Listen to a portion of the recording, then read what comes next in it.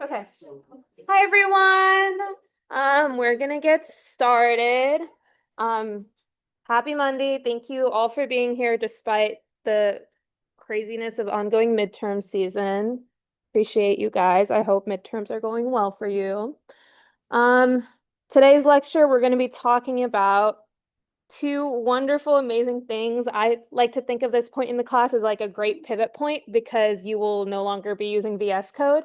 And number two, you'll be introduced to these things called packages, and that makes your life like a million times better when you're programming. So today we're specifically looking at NumPy, and then we're also going to talk about Jupyter notebooks, which are another way to code. Yep, this is the typical lectures will be recorded. Today we're going to do, as per usual, some announcements, a little warm up to review some stuff we've been talking about, and then we'll walk through a demo of first Jupyter Notebooks, how to access that, and two, what NumPy is and what NumPy arrays are, and then the lecture engagement quiz. Cool. Announcements, homework 5 is due this Wednesday. Homework, this Wednesday, October 8th? Is that date correct? Okay. Sorry. Homework 6 is going to be released today, October 6th, and then it'll be due in 2 weeks. Cool. Let's do a little bit of a review on a piece of paper. Let's work through these questions. You can chit chat with the people around you, and then we'll walk through them together. Just some questions about list operations and printing and list structure. So I'll give you guys about 3 minutes to do that, and then we will regroup and chat.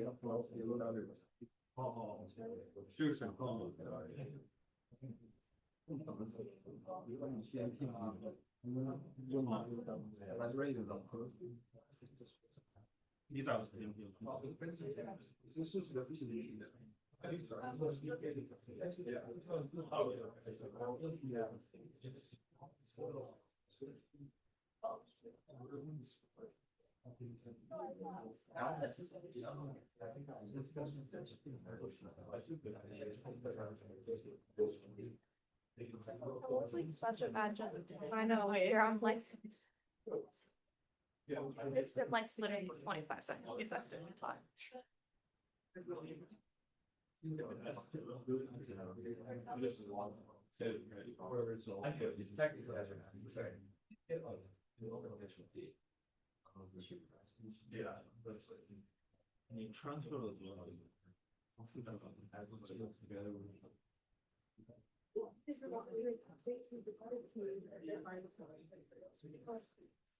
Okay, I'm hearing that the murmuring is kind of dying down. Have people had a chance at least read all 3 questions and gain an idea, or do you guys want another minute? Okay, take your time.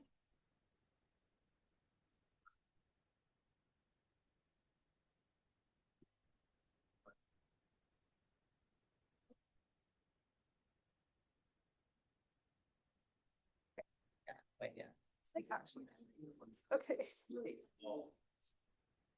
Okay, got that.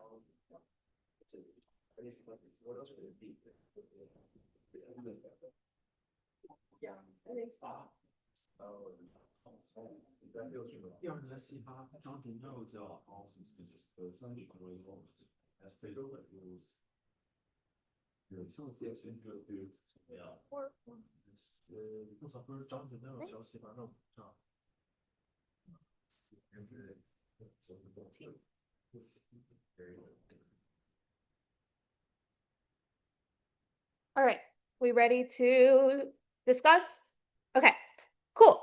So for the first question, index the second item of this list. What is the result? Any ideas, any thoughts? This should be something we have gotten kind of familiar with by this point. Anyone? Just shout out. that you have? Yep. Yep. So index the second item of this list. What is the result? So the way that it'll work is you can just do oh, sorry, the answers are on the next one. But to get the second item of a list, remember lists are 0 indexed. So you would do list with the square brackets at 1, and you'd get the number 12. Does that make sense? Cool. So first important fact about lists, they are 0 indexed. Second question, if you were to add these two lists together, what is the result? Yeah. 6 ones and 6. Yep, 6 ones and 6 twos. So unfortunately, when you actually try to do math with lists, they don't like it. Basically, what an addition is in a list is what you can call like an append or a concatenate that just takes list 1 and then tacks on all the elements of list 2 after it. You'll see today that this is not the case for NumPy arrays, and that's why we love them so much, because you can do real math with it and not just append a bunch of things together. So yeah, you're going to get another list that's just going to be 6 ones and 6 twos straight in one list. Now third, this one's a little more complicated, but hopefully we have a good idea. Print the 4th column of this nested list. What is the result? Any thoughts on the process? I know the result's kind of intuitive from kind of just the structure, but anyone that knows how you would go about like actually coding this up? Yeah.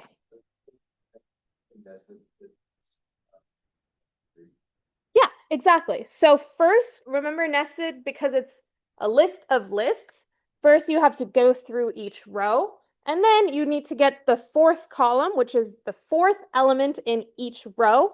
But because again, Python is 0 indexed, we do bracket at 3. So I'm going to just go to the next slide.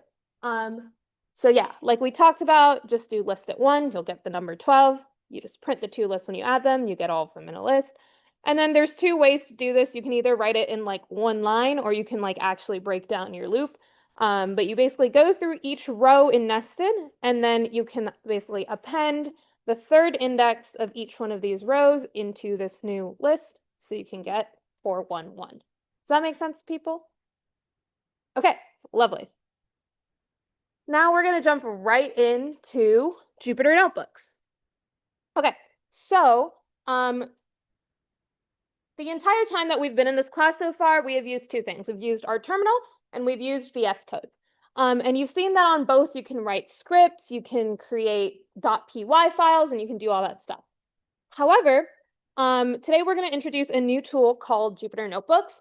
These basically let you create these things called Python notebooks, and they are just really nice because you can run things in place. You don't have to like run things on a terminal, and you can evaluate things like code block by code block, and I'll show you what I mean. But the first step is let's figure out how to actually launch Anaconda and find Jupyter. So what we're going to do, oh my God, wait, how do I stop this? Do we have to stop screen share? No, stop the presentation. Sorry, my bad. So the first thing we're going to do, everyone should have done this in the installation parts of this class, but just go to your like Finder or whatever it is that you use to find things. Can you here? Okay. Oh wait, I don't think it's Finder. It's the app thing. The launch pad, is that? Okay. So you're going to go here / wherever looks familiar on your computer, and you're going to look for this thing. I'm going to hide this actually. You're going to look for this green circle called Anaconda Navigator. So you can open up Anaconda Navigator.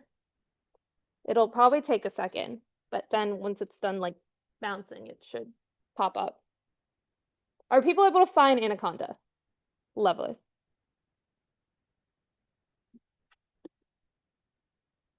Okay. It takes a second upon initial startup, so do not worry. All right, so now it'll ask you about accounts and all that jazz. Don't worry about any of that. You can ignore all of it. But basically, you see that now we're in a place that you have a bunch of different things that you can use. We're not going to worry about most of these. The 2 ones that are important in general and for this class and are going to be these 2. Jupyter Lab, which is basically an environment where you can use and make a bunch of notebooks and like do your work. And there's also Jupyter Notebook, which is similar, but it's not like a nice environment that has all your files. That one That one is a little bit more like you can open a file or create a notebook file through it and you can work on it. But for this class, we're going to be using Jupyter Lab. For all intents and purposes, though, you can, in theory, use either. It does not matter. So you're just going to hit launch. It's going to launch. Again, it might take a second.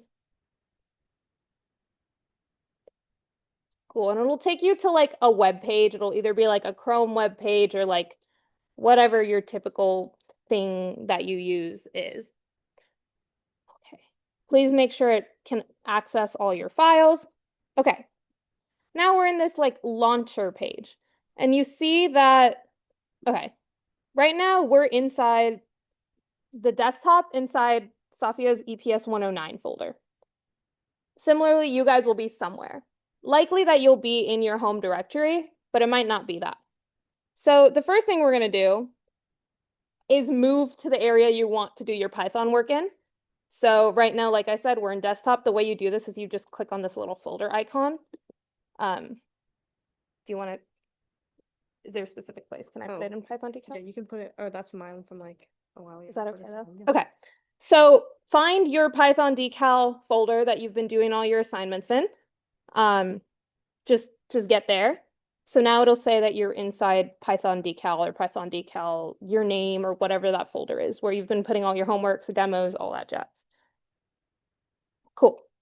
So basically what we've done is like the same way through a terminal, you CD, whatever, get to the place, you just have like a nice visual display of that. Does that make sense? Cool. So now what you're going to do is open up this thing under notebook. We're going to create this. You see this? How do I zoom in? Okay. So now you see. Okay. Oh my God, I don't want AI assistance. Okay. So now you see that you're on this file. It's called untitled.ipynb. That is not a file type we've seen before. What this is IPY is basically just saying I'm a Python thing, NB is notebook. So this is a Python notebook as opposed to a Python file. Okay, cool. Is everyone at this point somehow? Everyone seeing like a blank thing. First thing, this is probably familiar from VS Code, this little dot. That little dot just means unsaved changes. So the first thing we're going to do is hit Control or Command S, and we're going to first rename our file. Today we're going to be talking about NumPy, so I'm going to name my file NumPy arrays.ipynb, and then hit rename. Cool. So now you have a Python notebook in whatever folder called NumPy arrays. Everyone got to that point? Cool. So what we're going to do now is basically get NumPy set up in your notebook. So wait, show of hands, how many of y'all are familiar I wasn't at last lecture, so I'm not super familiar with where we're at. Did we talk about importing packages at all? No. Okay, let's talk about that first. So far, all we've been doing is just writing in Python. We've been doing addition, we've been doing loops, we've been doing lists, we've been doing lengths of things and all that stuff. All of that is in something we call native Python. That is just built into the Python language itself. However, some people that are like really cool and wonderful did all of this stuff where they created all these functions for us and they put them in these things we call packages.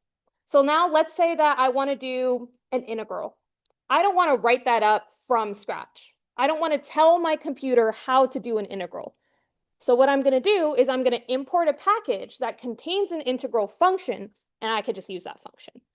And when I tell you there are thousands of packages that can do literally anything you would ever want to do, you want to animate something, there's a package for it. You want to like do really complex math, there's a package for it. So these are going to be like wonderful in your world of programming. And the wonderful thing about packages is usually number one, they're fully open access.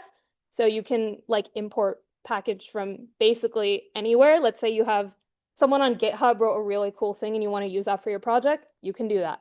And number two, wait, I forgot where I was going. Sorry. But yeah, you can import packages from anywhere and then they kind of just cover a bunch of different things. So we will be using them a lot in this class. We'll introduce you to some really common ones for like astro, but also for just like data science in general. But there are so many more, so please feel free to explore all of that. So today we're going to start with NumPy. NumPy is basically, I don't know its full form, but you can just think of it as a package that gives you access to a lot of mathematical tools. The other great thing about packages is there's a lot of documentation online. So for NumPy, for example, if you just go on Google and look up NumPy documentation, you'll find this webpage that has a list of every single function that's in NumPy and how to implement it.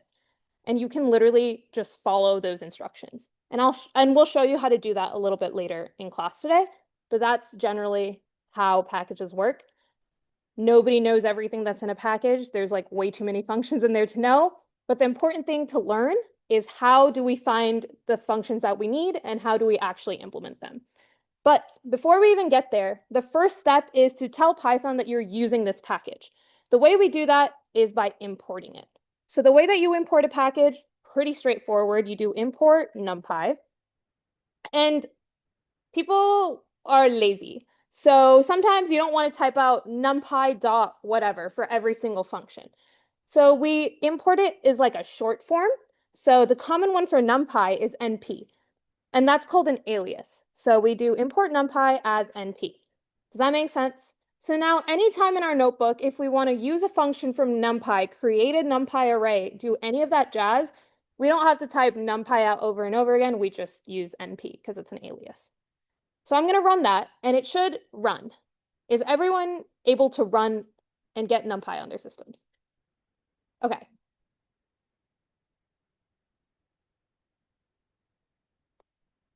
All right, I will come around and help you. Or someone will come around and help you.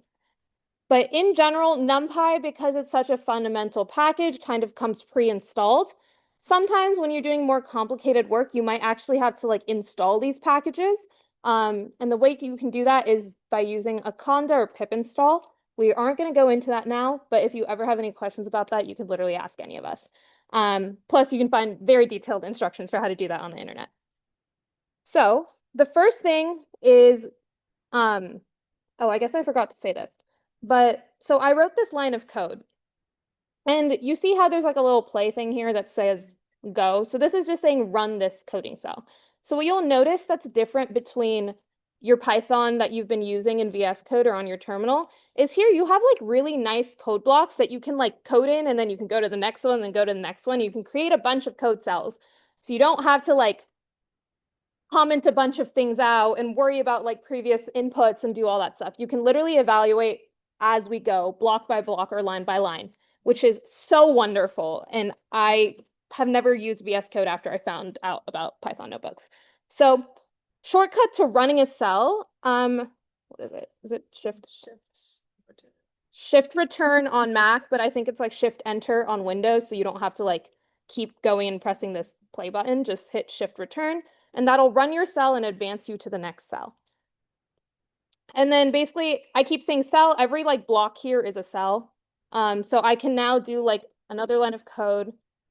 I do print hello, and then I can hit shift enter or return shift, whatever that combination is, and it will execute my command, and then I can keep going. I can do like 1 + 1 in my next code cell, and it keeps going. You can see like the order in which you ran cells, like where you're at right now, and yeah. Does that make sense for like how a notebook works? Cool. Um, okay. So another thing is you guys might be wondering, like, we've been seeing that usually all Python is connected to your terminal, right? You have either your terminal on VS Code or just like your terminal on your computer. The way that Jupyter does it is by using this thing called the kernel. A kernel is basically a terminal. When you launch Jupyter, you will actually see this terminal window pop up. So this is basically your terminal for Jupyter, except you never actually have to interface with it directly. It just exists. You can just leave it there. Don't worry about it. But let's say that you want to, like, you know how you can like close down your terminal and start a new terminal? That's what the restart kernel does. Um, you can clear outputs. You can run all the cells at once, which is basically like evaluating a Python script. You just run the whole thing. You can also shut down the kernel. If you're like done working, you can just save and shut the kernel down. Usually I just close the tab. It does the same thing. But you can just think of a kernel as a terminal. That's the same thing. Cool. Any questions about like Jupyter basic interface? Okay. Is this all working for everyone? And then do we feel comfortable now creating a notebook and finding this notebook that we just created? We know where it is. We know how to find it. Cool. Lovely. Then I'm going to turn it over to you. Okay, perfect. So now that we have NumPy imported, we are going to use it for something called NumPy arrays.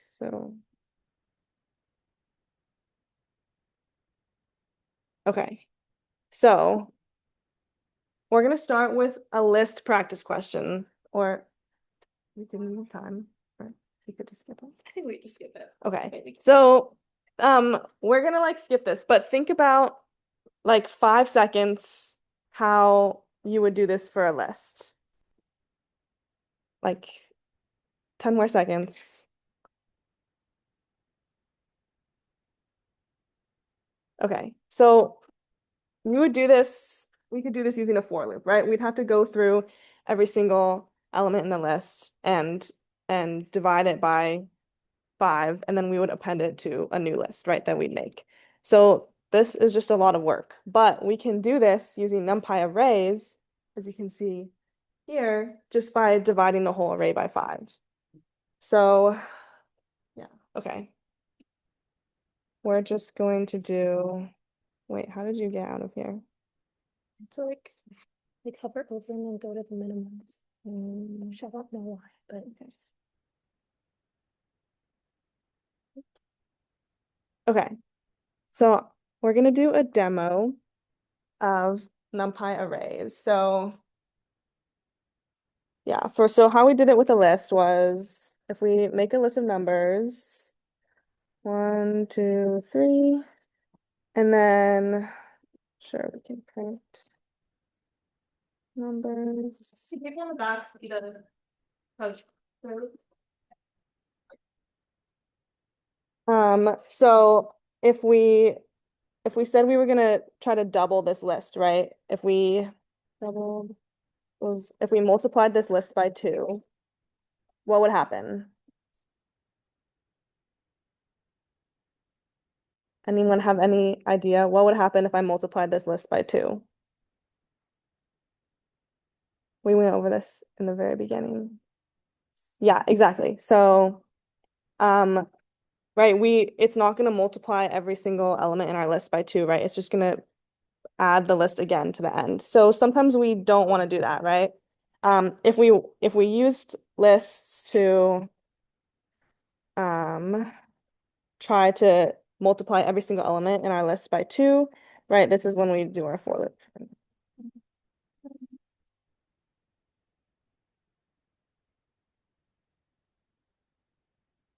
So this should be like review, I think. But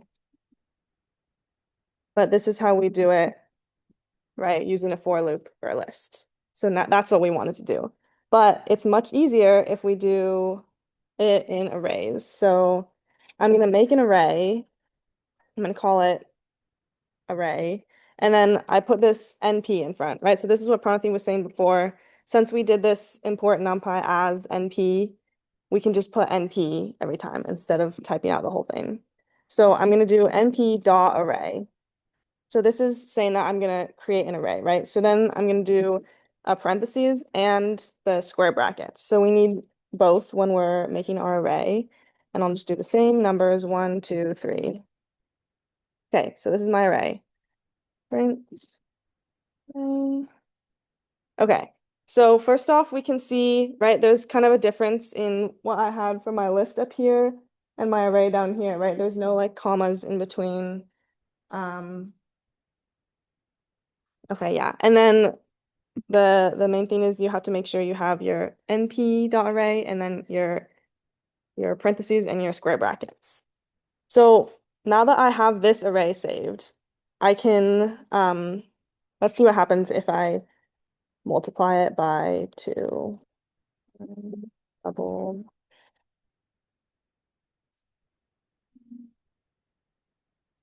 Okay.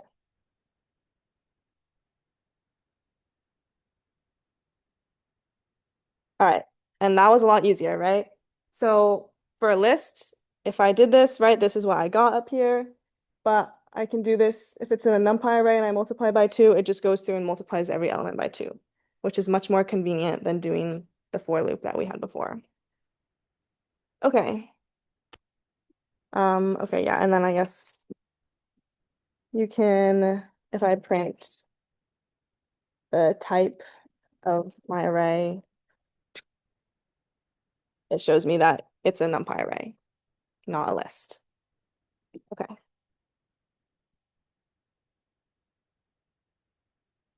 Oh, okay. And then if I have a list, okay, so I'm gonna have a list called my list, and this is gonna be 3, 6, 7. So if I have a list already, and then say I want to like perform these functions to it, like multiplying everything by 2, I can convert it to a NumPy array. So I'm gonna say I'm gonna define a new array, and then I'll do np.array my list.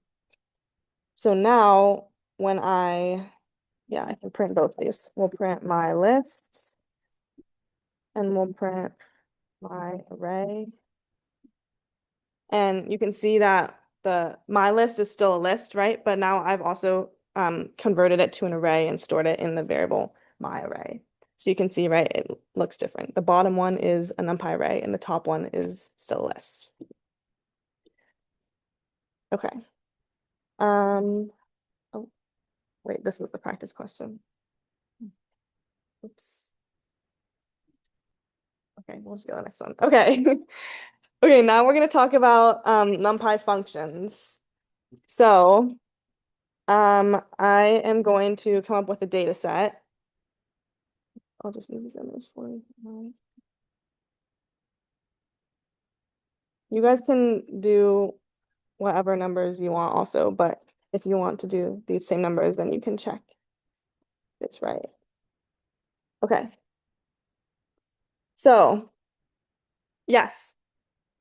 Oh, yes. Oh, wait. Is that good? Okay. Great. Okay, so I'm gonna demo a bunch of these NumPy functions that you can use that are just very useful. Um, so for this data set, we're gonna do like mean, median, standard deviation, variance. So those are all like useful things that you might want to calculate from a data set. And you could do it without NumPy, right? You could go through and like sum everything up and divide by the length of your list, or yeah, or like do like a for loop. There's like lots of ways you could do it manually and use the actual formulas, or that's all just like stored in these NumPy functions, right? Your formula for standard deviation. Like no one wants to do that by hand. So this is a much easier way. So we're gonna do, so you always have to have your NP in front. So if we want the average of our data set, we're gonna call mean. We can do the median. We can do standard deviation, and we can do the variance. So all just very useful things to know about my data set. Run this, and it just spits all of them out. So this was so much easier, right, than going by hand and writing this all out without your NumPy function. Any questions so far?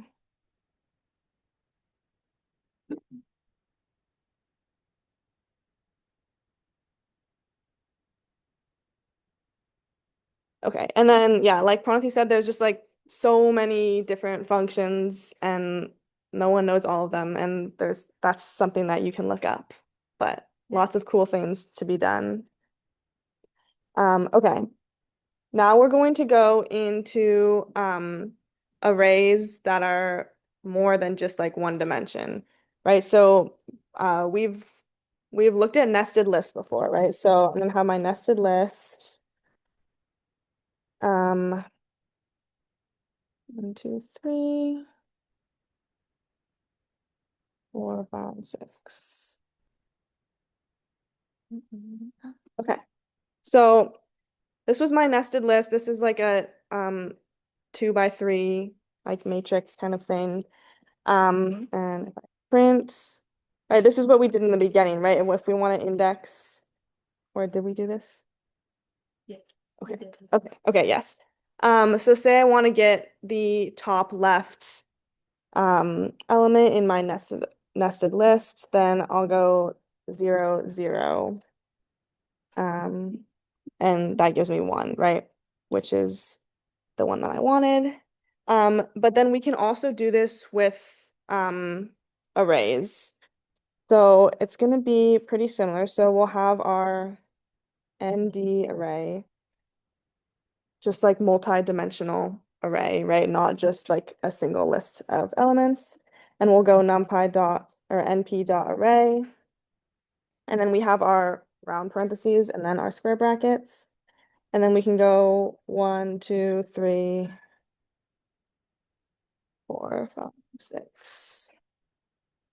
And then another square bracket and another round parentheses. And then let's do the same thing, print ND array if I want. So now instead of before I did the 2 zeros in square brackets, but now I can just go, it's like a coordinate system, right? So I'm taking the first index, I'm taking index 1 of in the column and then by the row. The first element of the first column and the first row. And then that and gives me the same thing. Okay. Any questions? Yes. Oh, that's just what I call it. Sorry, ND, like as opposed to 1D. Like this is a 2D. Um, or like so a 1D array is like what we did before, which is just like um three like these three numbers were all just one after another. But and like you can call this like a 1 by 3 because it's just one row and like 3 columns if you were to like visualize it as a matrix. And then this one has like 2 rows and 3 columns. So it's more than one dimension. So it's called like ND because it's n dimensions. You can make however many dimensions that you want. You can also call it whatever you want. That's just like a Yes. variable name. Yeah, that's just why I called it. Yeah. You could call it like X or 2 or well, not 2. Not 2. 'cause Anything else though? any word. Okay. Any other questions about this? Okay, let's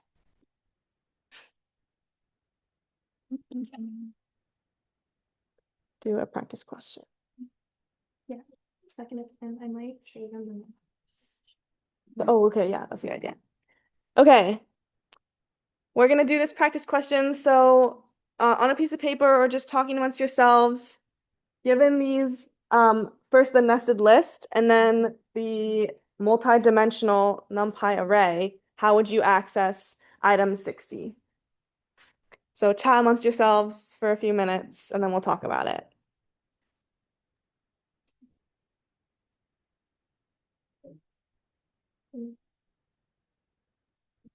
Okay.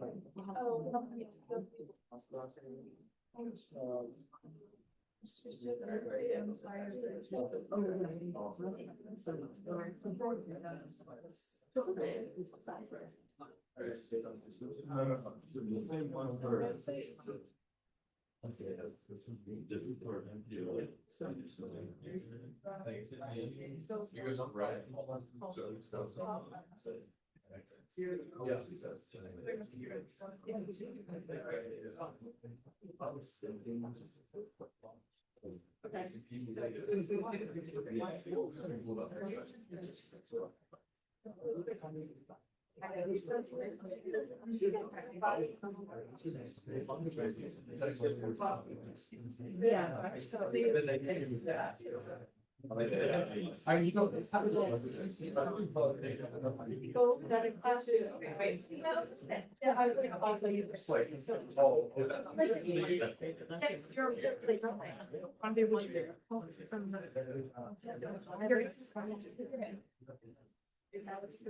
will show you after.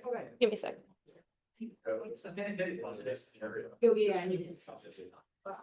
Oh, wait, no.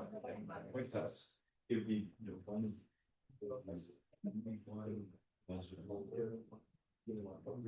Zero. Zero.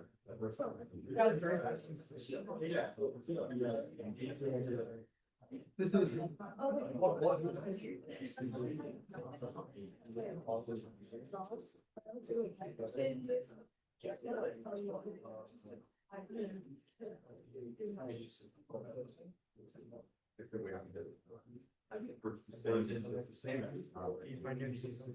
Oh, yeah.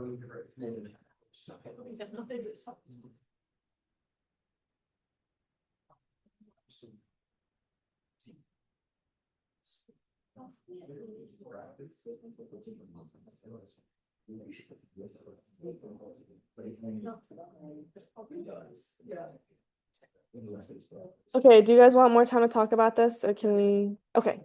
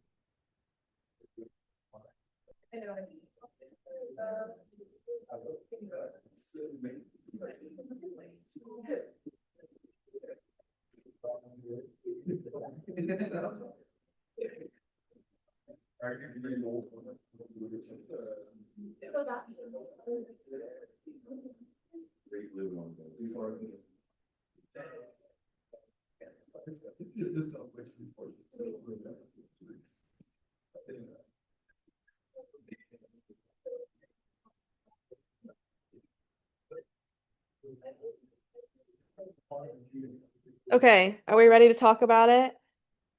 All right. So, first thing is, given my nested list here, how am I going to access item 60? Anyone have any ideas? What should I put inside my print statement? Yes.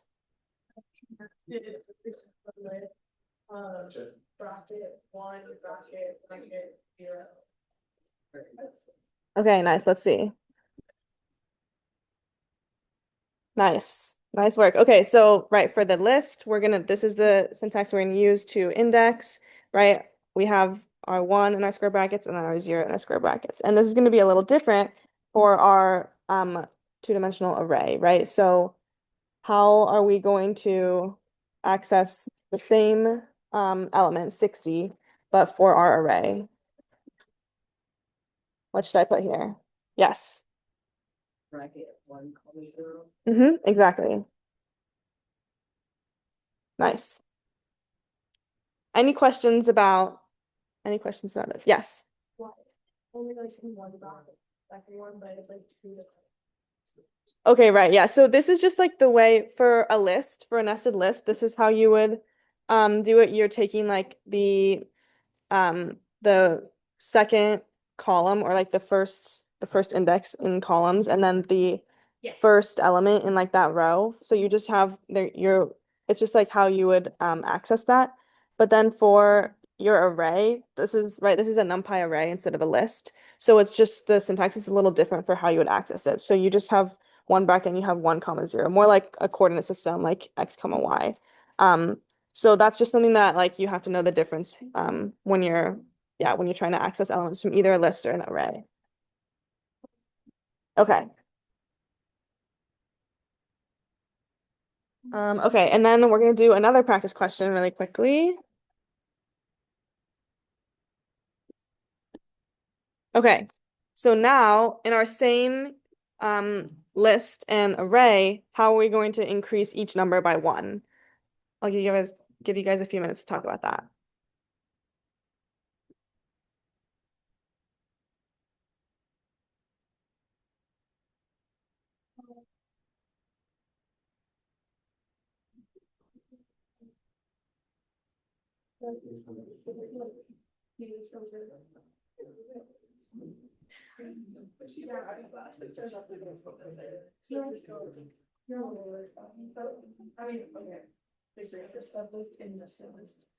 And then for item in sublist, item is as well. I just like to have your journal list.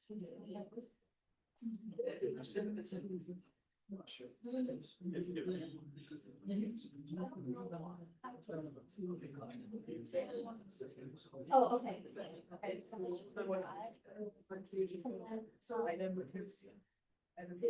Yeah, okay, I did not check that out. Yeah. I think the photo was pictures. Yeah. I use a second. But you're no, I can.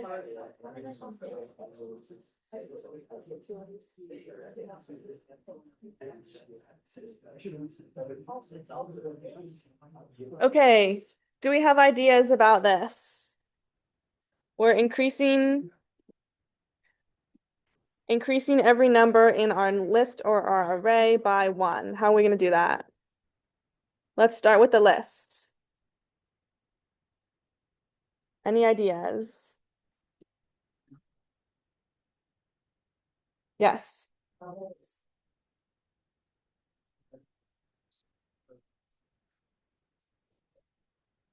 Mm-hmm. And then you add one to the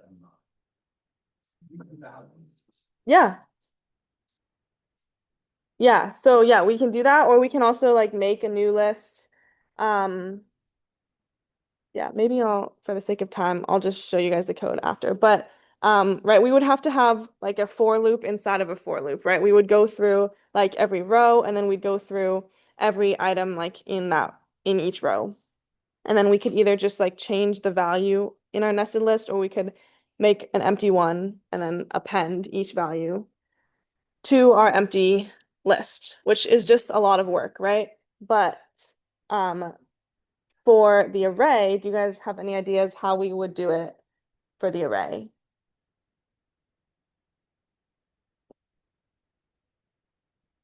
Any ideas? It's a lot easier than for a list.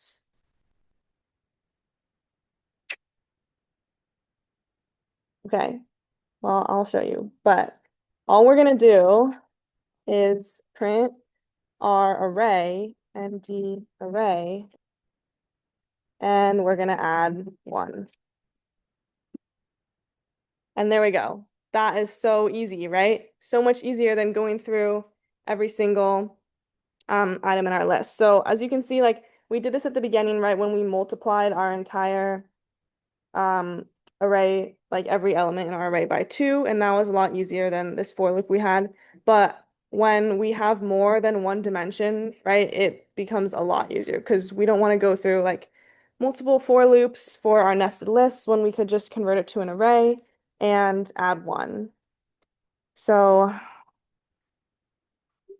you can see here, if you guys are curious, also, this is how you would do it for the list, right? We have a for loop instead of a for loop, and it's just so much more complicated than this, right? This is when we were converting our list to an array, and then we just add 1 to our array. Okay, any questions? Great. All right. Okay, so in theory, that is the end of the lecture, and you can take a second to work on the engagement. But for those of you who are interested, I'm gonna show you guys what the NumPy documentation looks like, because it's something you guys are gonna probably get really familiar with in the next few weeks. So I'll just show you with an example of like a function that we already looked at. So let's say I want to do, oh my God, how do I, wait, I can't see anything. So I'm just going to look up, let's say NumPy, I'm going to look up the mean function because that is one that we use. So you'll see this page, NumPy, numpy.org. So this is a NumPy documentation. So you can see here on the left, all of these things are things that NumPy can do. So right now I'm in the category called statistics, and these are all of its statistics functions. But it also has arrays, it has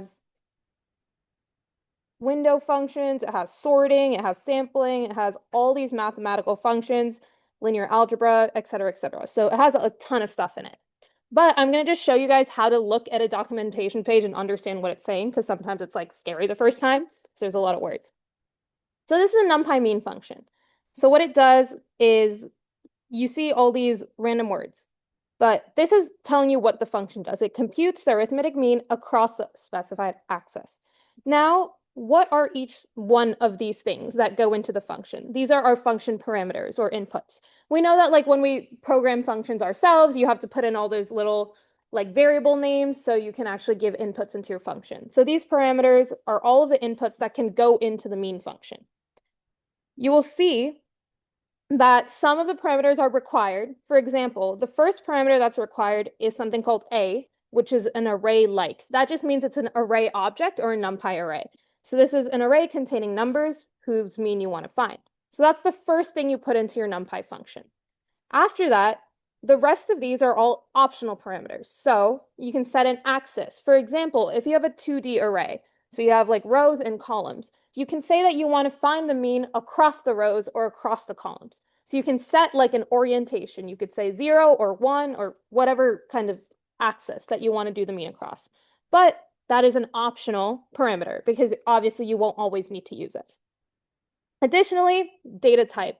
So it says here the default is a float 64, but let's say you want it to be an integer. Let's say you want it to be something else. You can tell NumPy, hey, make sure you give it to me in this specific data type. And then output. So it defaults to giving you a NumPy array in return. Imagine you don't want that. You can make it something else. And then there's a bunch of other things that you can put into the array. And then at the bottom, this is personally the most useful section for me. It's showing you examples of how to use all these parameters, how to use the function. This is what I use anytime I need to like find a function to do a thing or need to understand a NumPy function. This is straight where like I go to. But yeah, that's generally how a page of the API guide or whatever the documentation looks like. So if you ever come to office hours and you're like, oh, I need help with this question, and we tell you, look at the documentation for the function, this is what we're telling you to look at. Because more often than not, this is where all your answers are. Because it tells you what goes into the function and what comes out of the function and how to alter whatever you need with that. Also, you can find a bunch of functions on here. So hopefully this looks a little less scary now that I've talked through an example of a documentation page. Some of them can get kind of complicated, but generally this is the structure they follow. Does that make sense? Any questions about documentation in general? Lovely. It's also good to note that if you were to ever write your own code and write your own functions and you want to make your own package, you can do that, but you're just going to have to write all this documentation for yourself. It's sometimes good practice if you're doing really complicated functions and you want someone to understand your code to actually write out things like this, like here are all my inputs, here are all my outputs, here's how to use my function. So yeah, cool. You can take the last minute to do the engagement, but otherwise y'all are good. And any questions? Yeah. Do you want to? Yeah. Yeah, of course.